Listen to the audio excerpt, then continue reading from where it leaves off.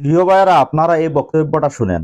ও আমার মৌলানা এক জায়গাত কইসইন উঠিয়া গরু খাবার সুন্নত নাই, নবীজি খাইছেন না, তানি কোন ভুল কোন মাতিছেন না। এখানে এই লোকটা বলছে এই মৌলানা আসলে কি এই কথা বলেছেন না অন্য কোনো কথা ছিল, এবং আমার উপরে হামলা করতে গিয়ে যে হাদিস রে সে অস্বীকার করছে তার প্রমাণ আমি দিচ্ছি আপনাদেরকে একটু। যে গরু খাইছেন, হ্যাঁ নবীজি মাংস খাইছেন, কিন্তু গরু খাবা খান জাহির খেউ হইতে কোনো মহাদিসিনের কথা গরু খাবা সাবিত নাই। এটা তো হাদিস, রসুল সাল্লাল্লাহু আলাইহি ওয়াসাল্লাম খেয়েছেন না খাইছেন না, এটা তো নবী সাল্লামের থেকে প্রমাণিত হবে, গিয়ে হাদিস থেকে প্রমাণিত হবে, মুহাদ্দিসের বক্তব্য লাগবে কেন? এক বেটায় ও খতারে আনিয়া ও এক ওই যে তিন আংলা মুফতিয়ে দিছে এক হদিসে গু আনছে হযরত আয়েশা সিদ্দিকা রাদিয়াল্লাহু তাআলা আনহার গর। আয়েশা সিদ্দিকা রাদিয়াল্লাহু তাআলা আনহা বয়ান করছেন যে হযরত বরিরার গর একজনে মাংস কতখান আনিয়া দিছেন, গরুর মাংস ও থানে ডাবাইতো করিয়া মিশা মাতমাতি ফেলাই দিছে। ঘটনায় গো বরিরার ছাগল আর হে বেটায় করি গো আউরি বেটায় কই দিছে উঠিয়া গরুর মাংসের কথা। হে বলদ, হে বুঝছে না, ছাগল আনিয়া দিছে, ছাগলের মাংস কইছেন লাকা সদাকাতুন লাকা।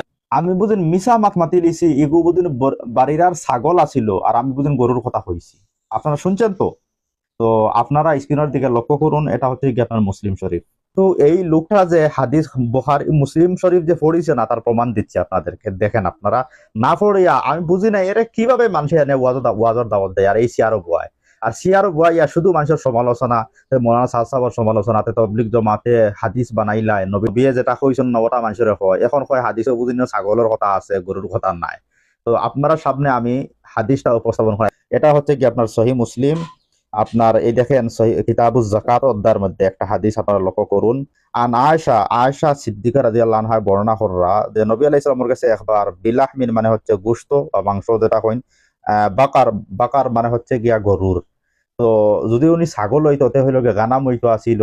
বাকার মানে হচ্ছে বাকারা নামে একটা সূরাও আছে কোরআন শরীফে, সবাই জানে বাকারা অর্থ হচ্ছে গরু, আর ছাগলের আরবি হইল গিয়া আপনার গানাম। তো এখানে কি বলা হয়েছে যে নবী আলাইহিস সালামের কাছে একবার কিতা হইল গিয়া গরুর গোশত মানে গরুর মাংস আনা হইলো। এরপরে হইলো আর ফাকিলা মানে হইলো দে, এটা হইলো গিয়া আপনার বাড়িরাকে সাদকা হিসাবে দান করা হয়েছে, মানে সাদকা হিসাবে দেওয়া হয়েছে।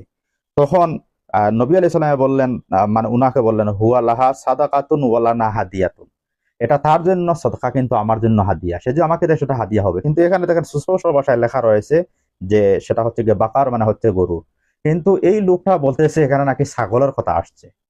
আমি বুঝি না ভাই এই লোকটার এত ভুল ধরে দিলাম।